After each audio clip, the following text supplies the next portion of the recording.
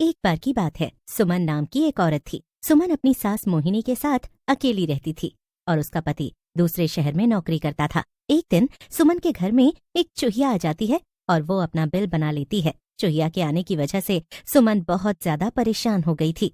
अब इस चूहिया ने तो मेरा जीना हराम कर रखा है। सारे किचन में इस चूहिया ने गंदगी फैला रखी है और हमारे कंबल भी कुतर डाले। आखिर मैं इसका करूँ तो करूँ क्या? चूहिया से परेशान होकर सुमन सीधा बाजार के लिए निकल जाती है। भैया, एक चूहा मारने की दवा दे दो। चूहे मारने वाली दवा लेकर सुमन घर आ जाती है। सुमन को बाजार से आते हुए देखकर उसकी सास मोहिनी उससे कहती है, अरे बहू, कहाँ से आ रही हो? माँ जी, वो मैं बाजार गई थी चूहे मारने की दवा लेने के लिए। घर में एक चूहिया ने आतंक मचा रखा है। अब चाहे कुछ भी हो जाए, मैं उस चूहिया से छुटकारा पाकर ही रहूंगी। अच्छा, ठीक है बहू, जैसा ठीक लगे वैसा करो। सुमन की सास ये कहकर अपने कमरे में चली जाती है। लेकिन सुमन ने पूरे घर में चूहे मारने की दवा डाल दी। लेकिन उसी वक्त एक चुड़ैल सुमन के घर के पास से गुजर रही होती है और वो घर की खिड़की से सुमन को ऐसा करते हुए देख लेती है। अरे, ये औरत आखिर कर क्या रही है? लगता है ये किसी चूहे को मारने के लिए जाल बिछा रही है। बड़ा समय हो गया, मैंने किसी इंसान को जमकर तंग नहीं किया। आओ, आज इस औरत को जरा परेशान करती हूँ। जैसे ही सुमन सारे घर के कोनों में चूहे मारने की दवा डाल देती है तो वो अपने कमरे में चली जाती है। सुमन के जाते ही वो चूहिया अपने बिल से निकलती है और दवा खाने के लिए आगे बढ़ती है। लेकिन तभी चुड़ैल उसे रोक देती है और उसे अपने हाथ में उठा लेती है। ना ना ना, मेरी प्यारी चूहिया, इतनी भी क्या जल्दी है मरने की? हाँ? चलो पहले हम मिलकर इस घर की मालकिन को जरा सबक तो सिखा दे। ये कहकर चुड़ैल चूहिया के अंदर घुस जाती है और चुड़ैल के घुसते ही चूहिया की आंखें एकदम लाल हो जाती हैं और वो बहुत ही खतरनाक दिखने लगती है। और सबसे बड़ी बात तो ये थी कि अब ये भूतिया चूहिया बोल सकती थी। अब आएगा ना मजा। इतना कहकर भूतिया चूहिया अपने बिल में घुस जाती है। थोड़ी देर बाद सुमन अपने कमरे से बाहर निकलती है और चूहिया को ढूंढने लगती है। अरे, अब तक तो इस चूहिया को मर जाना चाहिए था। आखिर ये है कहाँ और इसने चूहे मारने वाली दवा खाई भी या नहीं? सुमन इधर उधर चूहिया को ढूंढने लगती है कि तभी सुमन को उसका बिल दिख जाता है। अरे, ये रहा उसका बिल। जरूर वो चूहिया इसके अंदर ही छिपी हुई होगी। अभी इसके अंदर कुछ डालकर पहले तो उसे बाहर निकालती हूँ। सुमन ठीक ऐसा ही करती है। वो एक छोटा सा डंडा ले आती है और उसे बिल के अंदर डालने लगती है। ऐसा करने से डंडा भूतिया चूहिया को भी लग जाता है और वो गुस्से में बाहर निकल आती है। लेकिन इतनी खतरनाक लाल आंखों वाली चूहिया को देखकर सुमन भी थोड़ा डर जाती है। क्यों री पागल औरत, तूने मुझे सोते वक्त परेशान किया। अब तो तेरी खैर नहीं। चूहिया को बोलते हुए देखकर तो सुमन की सिट्टी पिट्टी ही गुम हो जाती है। बोलने वाली चूहिया, माँ जी, जल्दी आइए। अरे, माँ जी को क्या बुलाती है? दम है तो मुझसे बात करना।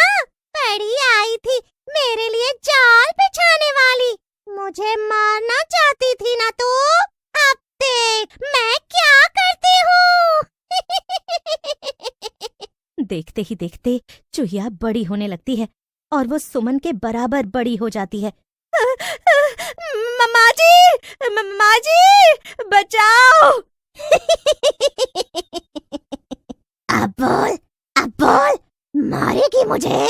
सुमन के चीखने की आवाजें सुनकर उसकी सास मोहिनी वहाँ दौड़ी दौड़ी आती है। अरे, क्या हुआ बहू, क्यों चिल्ला रही है? एक इतनी बड़ी भूतिया चूहिया को देखती है तो वो भी बहुत डर जाती है। हे भगवान, इतनी बड़ी चूहिया हमारे घर में?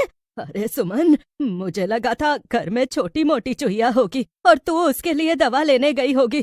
तूने मुझे बताया क्यों नहीं कि घर में इतनी बड़ी? अरे माँ जी, क्योंकि ये चूहिया पहले छोटी ही थी और ये अचानक से बड़ी हो गई। अरे पर माँ जी, अभी ये सब बातों का समय नहीं। कोई कुछ नहीं कर सकता।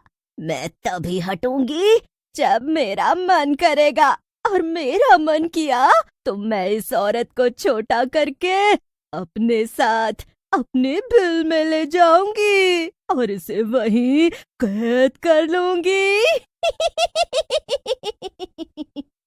क्या भला ये मुमकिन है क्या?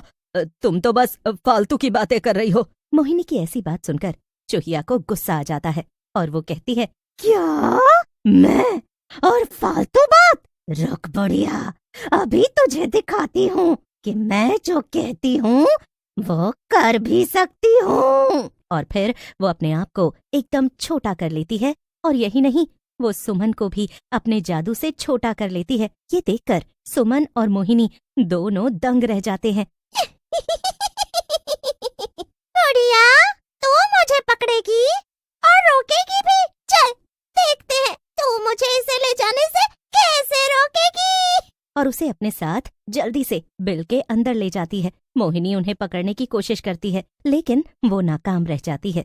लेकिन जैसे ही चूहिया सुमन को लेकर बिल में घुसती है, मोहिनी जल्दी से बगल में रखी अलमारी नीचे गिरा देती है, जिससे बिल पूरी तरह से बंद हो जाता है। इसके बाद मोहिनी सीधा अपने बेटे को फोन लगाती है। अरे बेटा, सुनो, जल्दी से घर आ जाओ। घर में एक भूतिया चूहिया घुस आई है और उसने सुमन को पकड़ लिया है, लेकिन मैंने सुमन को उसके साथ उसके बिल में ही कैद कर दिया है। तुम जल्दी से किसी तांत्रिक को लेकर घर आ जाओ बेटा। इतना कहकर मोहिनी फोन रख देती है, लेकिन बिल के अंदर से घबराई हुई सुमन चिल्ला चिल्ला कर अपनी सास को बुला रही थी। तुम्हें कुछ देर तक अंदर ही रहना पड़ेगा, जब तक मेरा बेटा राकेश कोई मदद लेकर नहीं आता। अरे वो तेरे साथ जो है ना, वो एक चुड़ैल है, चुड़ैल। हम इसे अकेले नहीं हरा पाएंगे, पर थोड़ी देर तक के लिए हमें उसे वहीं अंदर कैद रखना पड़ेगा। ये कहकर मोहिनी अपने बेटे का इंतजार करने लगती है, लेकिन उधर सुमन का डर के मारे बुरा हाल था। भूतिया चूहिया को भी बहुत गुस्सा आ रहा था। ये तेरी सास ने अच्छा नहीं किया, मैं उसे छोड़ूंगी नहीं, मैं तुम सबको खा जाऊंगी। लेकिन तभी भूतिया चूहिया को एक आइडिया आता है। उसके अंदर मौजूद चुड़ैल चूहिया में से बाहर निकल आती है और सुमन के अंदर घुस जाती है।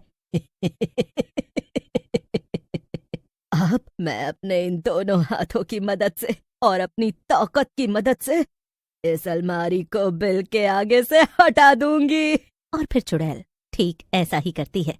वो अलमारी को खिसकाकर बिल के आगे से हटा देती है और बाहर निकल आती है। इसके बाद चुड़ैल वापस से बड़ी बन जाती है, लेकिन अब वो चूहिया के नहीं बल्कि सुमन के अंदर थी और उसकी आंखें एकदम लाल हो गई थीं। ये क्या हो रहा है? सुमन, सुमन, तू ठीक तो है ना? बुढ़िया, तूने मुझसे पंगा लिया। पहले तो मैं बस थोड़ा बहुत मजाक कर रही थी, लेकिन अब तो तेरी खैर नहीं।